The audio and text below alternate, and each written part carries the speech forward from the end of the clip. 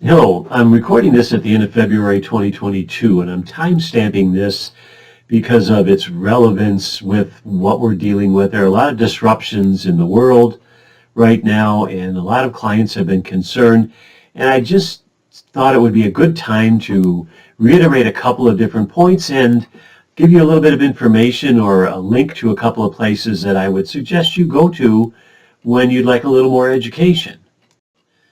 For me, it's always a balancing act for times when the market drops, especially in times of turmoil when there's something outside of just a financial news that causes it to drop, and trying to make sure to keep people from being the worst versions of themselves. I had a couple of clients this week call, and they were so concerned that they lost their money and they didn't want to lose it all. And without sounding sarcastic, I had to try to bring them back to the difference between drop and loss.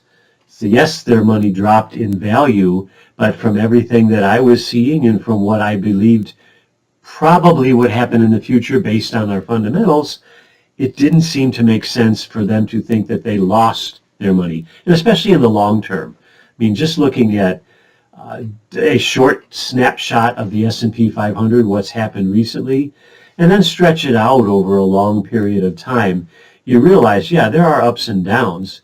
If you were to sell during those downs, you definitely lost. But if you didn't, and you kept the long-term perspective as an investor, then yes, it did drop in value, but you did not lose anything because you didn't sell. I'm going to suggest a couple of places to go to for information that may help. LPL Research has a couple of good sites, one including their weekly market commentary, and another, they have a blog for those of you that like to get that information delivered that way.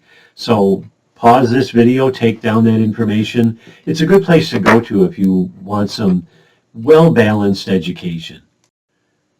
So finally, while I'm trying to stress the difference between drop and loss, I also want to reinforce that if you're not comfortable with where you are, especially when you've gone through some of these, hopefully you've survived and you've waited till your investments went back up.